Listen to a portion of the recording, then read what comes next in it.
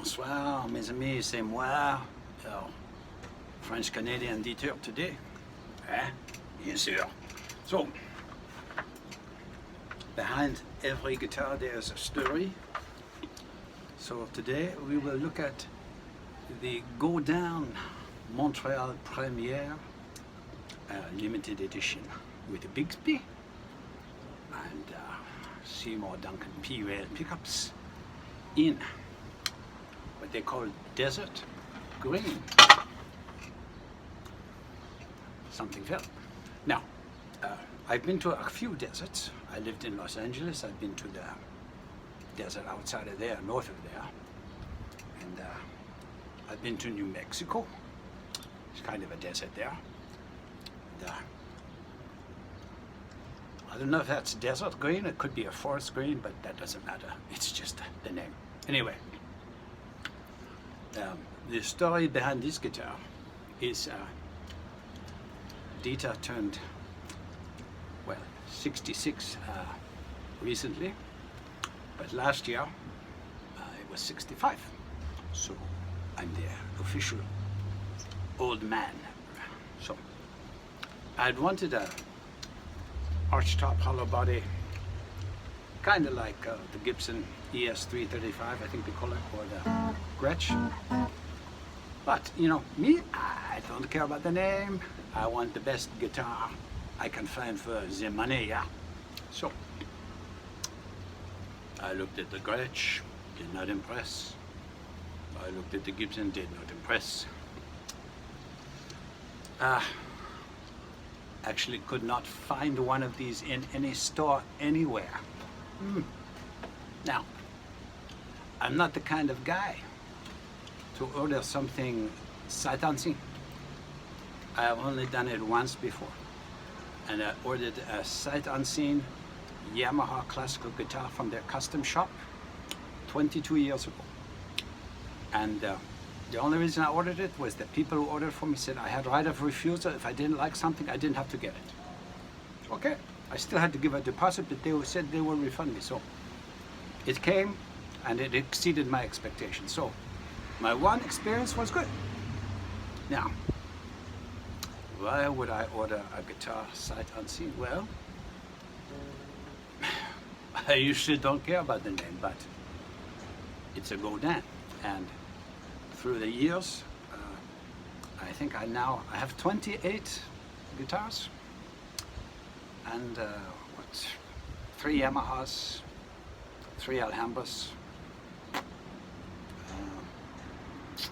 a Larrabee, a Boucher, a Breedlove, and I think all the rest are a Godin guitar company product, whether it's Art Lutherie or Simon and Patrick or Norman or La Patrie or Godin. So I went in there and they said they're discontinuing it, but before that I went in and I said, look, a friend of mine has a local shop and I know he can get Godin. So I said, listen, I want this guitar.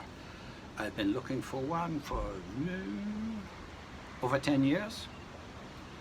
I've never played one, but I met a guy in a band who played one, not like this, it was a red one, and it was after the set, so he didn't let me play his, but he told me, I asked him about it, he said he just loved it. So anyway, I go to the shop and I say, well, can you get me one? And he said, yeah. And then this was in the middle of COVID, so they had laid off some employees, they were slow. And it's from their custom shop. It's one of their most expensive guitars. So I said, I put my order in now. He called me back about 3 weeks later, said they stopped making that guitar. I said, when was my order placed? And my order was placed before they stopped making this guitar. So thank you, they made it for me. And it's number 10. So I don't know how many they made, but the serial number is 00000010. So that's one I got, number 10. And it's a 10 out of 10. Ha! So, yeah, now beautiful. Everything on it is perfect. Like I say, I don't care if a guitar has a few blems on it or nicks, or they're going to get that eventually. But this thing, I looked it over and it was just gorgeous. I waited 10 months for this. I originally ordered it 2 weeks before my 65th birthday, and I didn't get it until a couple months ago. So I waited almost a year for it, but it was well worth the wait. Now, I'm not going to get into a pissing contest with people that love Gretsch or Gibson semi-hollow bodies. If you love it, good on you. All I'm going to say is, this is mainly look, pros have their guitars already, and my videos aren't for pros anyway. I mean, listen, pick your favorite guitarist. If I had David Gilmour, who is my favorite rock guitarist, electric guitarist, if I had him here and I had him play Wish You Were Here or Comfortably Numb or whatever, guaranteed it would blow you away, just as if he played it on his Gibson or one of his Fenders. But if I put this in his hands, do you actually think he would play it worse? Come on. Or would it sound worse? So, you know, what I don't like about a lot of guitar videos, and I'm not poo-pooing on good musicians, I mean, it's nice to hear them, but if you're looking to buy a guitar,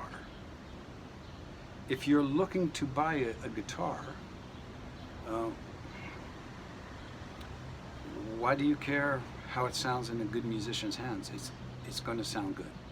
He'll take a $700 guitar and make it sound like it's a $4,000 guitar if he or she has that skill, because they're good.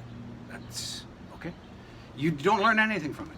And the thing that pisses me off is I see a lot of these videos with, you know, guys playing, no comments on the guitar. Well, how does that help you? I mean, fuck. Give me some feedback, dude. Whether it's biased or not, at least give me some feedback, okay? So I can make some decisions. So I'm gonna, you know, I'm not gonna play it much. I'm gonna talk about it. Like the construction, it's got a rosewood neck and fingerboard. Now, I'm not big on paint, but it, you know, they did a nice job, and I'm not gonna scrape it off yet.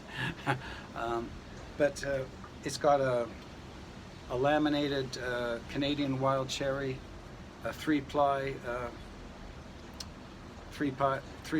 top, back and sides, and it's got something unique to go down. It's got in the middle here, it's got like what looks like a Roman aqueduct bridge with 3 humps, and it's a hand carved and a piece of red spruce, and they call it a breathe-through core, but it lets all the air move around. It's a wonderful touch. So it has a unique sound. It doesn't sound like a 335 Gibson. Doesn't sound like a Gretsch, and it shouldn't. It's not.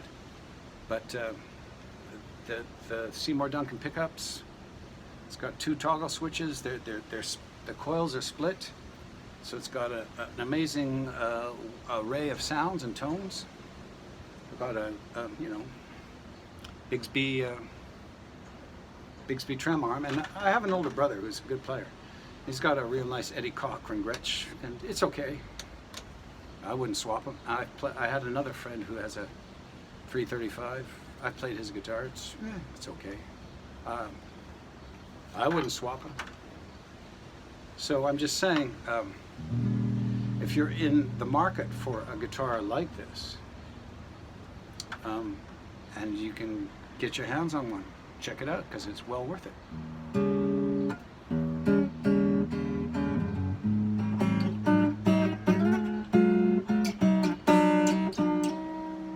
Now that's on the, I think, full humbuckers on the neck setting. nuts, both humbuckers in the middle position. Of course, through my little champ. This whole thing vibrates. I'm telling you, it's a boutique guitar. It's fabulous. And that's the neck pickup. I mean the bridge pickup.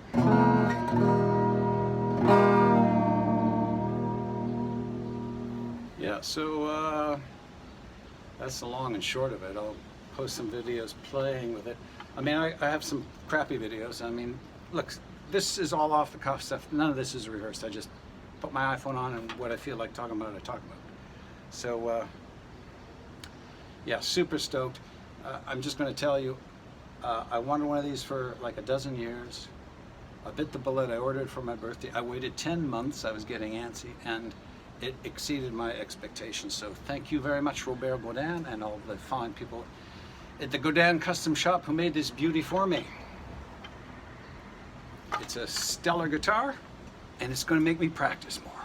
Yeah, and that's what it's all about. So keep the faith and keep an open mind, and check out some of these wonderful, beautiful guitars made by the Godin Guitar Company that you may or may not be aware of. They're well worth the visit and the play. Ciao.